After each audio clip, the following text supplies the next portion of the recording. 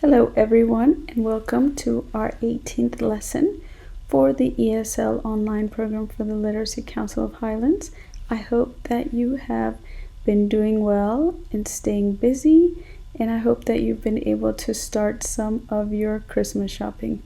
Hola a todos y bienvenidos a nuestra clase número 18 por parte del Literacy Council de Highlands. Espero que han estado bien y que se han estado manteniendo seguros y que ya empezaron sus compras navideñas. Bueno, comencemos la lección. All right, before we read the article, let's look at some of the vocabulary that we will be seeing in the article. After we read it, we'll go over the vocabulary again and the definitions and see if you can pick up some of the words. Alrighty, paragraph 1, warned. 2, syrup. 3, festive. 4, carried out. 5, contained. 6, analyzed. 7, obesity. Paragraph 2, 8, calories. 9, spokeswoman. 10, committed. 11, beverages. 12, key. 13, transparent. 14, decay.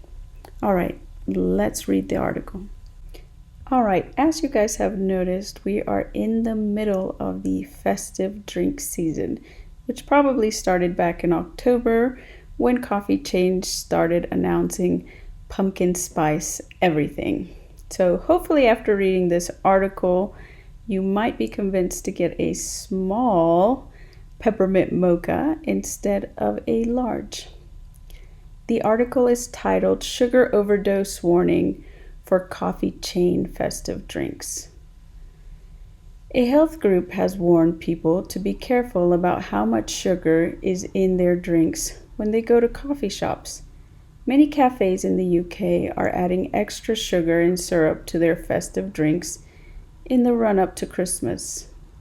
The health group is called Action on Sugar, AOS. It carried out research on how sweet hot drinks were in coffee chains around the country. It found that some lattes and hot chocolates contained as much as 23 spoons of sugar. It analyzed over 200 drinks. The researchers said they found shockingly high levels of sugar in many of the drinks. An AOS spokesperson said people with obesity, diabetes, and other health conditions needed to check what they were drinking.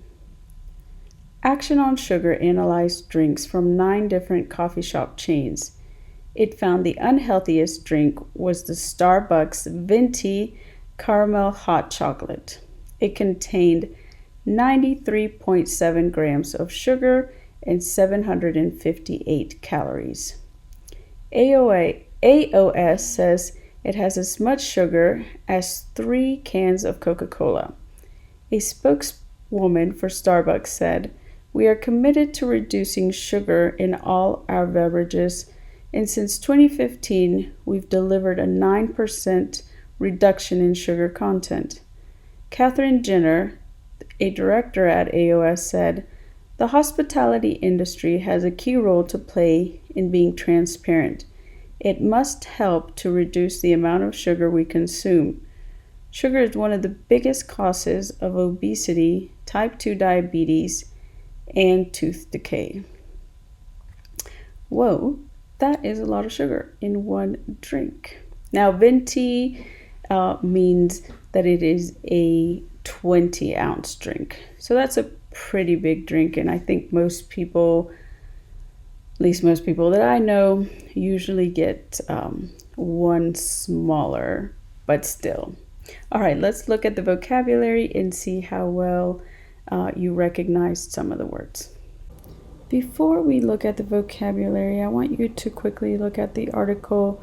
I have highlighted the words that are in the vocabulary that we're about to look at. So just sort of put it on pause, go over the article again, look at the highlighted words, and then move to the next section. All right, let's look at the vocabulary matching. Hopefully you'll be able to pick out some of the words and their definitions from the paragraph, and it all makes sense now. If not, no problem. Just put it on pause, read it over, read the words and the definitions, and then we'll do another activity in the next section. Number 1, warned is D. Tell someone about a possible danger, problem, or other unpleasant situation.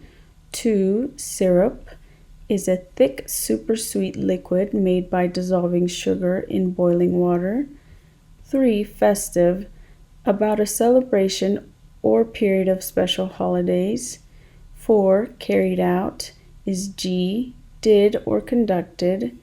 5, contained is C, have or hold someone or something inside. Number 6, analyzed, is looked at and checked something in detail to find out more about it. 7, obesity, the problem of being too overweight. Number 8, calories, is in the amount of energy value in food. Number 9, spokeswoman, is a lady who is K, a lady who makes statements for a country, business, group, or person. 10, committed is M, said you would definitely do something. 11, beverages is H, a drink, especially one other than water. Number 13, transparent, is L, easy to see and understand, totally clear. Number 14, decay, holes in your teeth because of eating too much sweet food and not cleaning your teeth, slowly becoming bad and rotting away. So hopefully you were able to pick some of those up, and let's go on. So let's talk a little bit about the article that we were reading. And again, it's about the sugar content in your favorite drinks and exactly how high it can be and how sneaky they are with all that sugar. So according to this article in BBC, the amount of sugar that you should have per day is 30 grams. So that's around 7 teaspoons of sugar. And that's free sugars, which means they are sugars added to your food or drinks, and that's per day. So if you remember from the article, the drink that they had mentioned was this signature caramel venti hot chocolate, and it has 23 teaspoons of sugar. Now your daily amount again is 7, so that has more than triple the amount of sugar that you should have per day. If we look at all of the hot chocolates that they had on their list, all of them are above your daily amount. In your seasonal coffee drinks, these are a little bit better, but they are still pretty close to or above the amount of sugar that they recommend per day. So what are some of the things that you can maybe do to reduce the amount of sugar? Obviously, you can switch out the different types of milk. If you are used to getting whole milk, maybe have 2% milk or skim milk. If you get it very, very ornate with extra whipped cream and extra, hot chocolate drizzle, obviously that's going to add some more sugar to it. But you can also go on the website, or if you go to a local coffee shop, they should have nutritional information for these drinks, and you can sort of substitute some of the things that will reduce the sugar. So let's look at the one at Starbucks. So this is your eggnog creme, which is a popular holiday drink, and if you're used to getting the grande, that's 59 grams of sugar, 500 calories. So maybe try getting the 12 ounce, so slightly less sugar and less calories. Or, if you just want to have a small treat every once in a while, get the 8 fluid ounce. And that's, I say only, that's 30 grams of sugar, which is right at your amount, but it's a lot better than 59, right? And if you must insist on having it just as it is, then just treat yourself every once in a while and not make it a daily occurrence, right? So that we don't have all of this extra sugar in our systems, especially around the holidays when we tend to have other extra things like cookies and holiday breads and other drinks that have more sugar. All right, let's go on. Now that you know, what are some things you can do to make your drinks healthier? So I thought it would be interesting to look at some festive or traditional Christmas drinks or holiday drinks from around the world. I know that growing up in a Mexican household, we always had what is called ponche navideño, which is one of the drinks that is listed on this list. So let's go over these, and then at the end, I will post 2 recipes of 2 of these holiday drinks, and you can try them out and see if it's something that you want to add to your holiday drink traditions. So the first one is Glühwein, which is a mulled wine that is popular in Europe, especially Germany and Austria. And it's basically a warm wine with spices. So it is a combination of cinnamon, cardamom, ginger, and bitter orange. But, the ingredients will depend on what country it comes from. And in the United Kingdom, a popular one is wassail.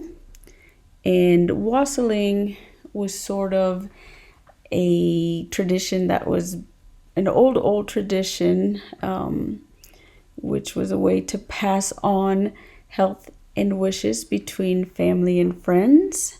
So wassailing included going door to door and singing carols and passing around a bowl of ale-based hot mulled cider. So caroling, basically. In Chile, cola de moro, which literally translates to monkey's tail. So it's a drink that resembles eggnog, but is served cold. It includes, let's see what it includes: rum, milk or brandy, milk, coffee, vanilla bean, nutmeg, cinnamon, and cloves. That sounds delicious. In Scandinavia, you will have glögg, which is their version of the mulled wine, which is similar to the German and Austrian Glühwein. And this one, the glögg, is traditional to Sweden and Finland, and it is usually made with cinnamon, cloves, and orange, and it is served hot. In the US and Canada, we have eggnog, and eggnog is exactly what it sounds like. It's a drink with eggs, milk, and sugar.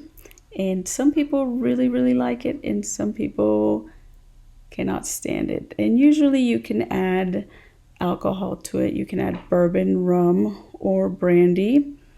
And you might need to add those in order to make it through the holidays with some of your family members. And in Mexico, you have ponche navideño. So this is the one that I was talking about. And it is a hot drink that's made with different types of fruit. You add sugar cane, apples, pears, citrus, raisins, prunes, tejocotes, which is an indigenous fruit that was used by the Aztecs. And you can usually add tequila or rum if you wish to make it a little bit more of an adult drink. In Guatemala, they have also a fruit punch, but this one is served cold. It's called ponche de frutas. And again, you can add alcohol if you so wish. And then you have poppy seed milk from Lithuania, which is a traditional Christmas drink prepared with poppy seeds. I have never heard of it, but it sounds very interesting, and I wouldn't be against trying it. In Puerto Rico, you have the coquito, which is basically a cold eggnog made from spiced rum, condensed milk, coconut milk, or cream of coconut, vanilla, and spices such as cloves, nutmeg, and cinnamon. In the Caribbean, and especially in Jamaica, you have sorrel, which is a drink made with the hibiscus plant, and it's served cold.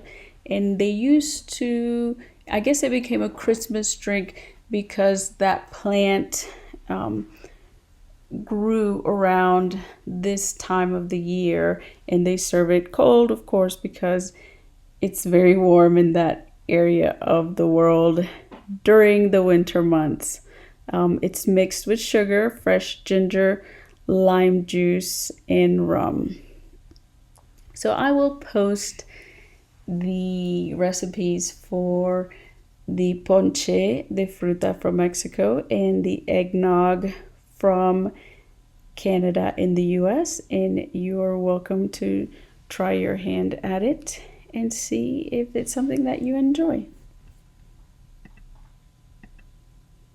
So let's look at 2 recipes for some of the drinks that we saw in the last article. The first one is going to be the ponche navideño, which means the Christmas punch. And the serving on this recipe is 16. So that's a pretty hearty size. And it's going to include a lot of water, 20 cups of water, cinnamon, sugar cane. Usually you can buy sugar cane at any sort of international market or any of your Mexican little local markets or tiendas. They don't sell it year round, but around the holidays it is a staple. And you can also buy it frozen. A lot of people like it fresh, but you have to peel it, and sometimes that's a pain in the neck to do. The same with tamarind. So the prep time here says 10 minutes, but if you buy the tamarind in the little husk, you're going to spend several hours trying to peel that thing. So I would suggest you buy it already peeled. And hibiscus, some people add hibiscus to it. I've had it without hibiscus, and I like it just the same.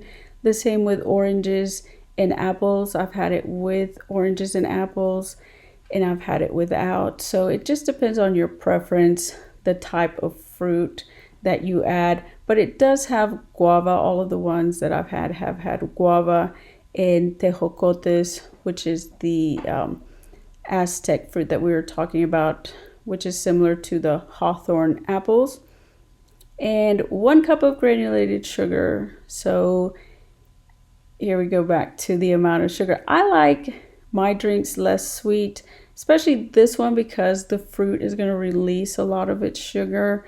So just do it to taste, I would say. And then you can add tequila if you want to make it a little bit more adulterated.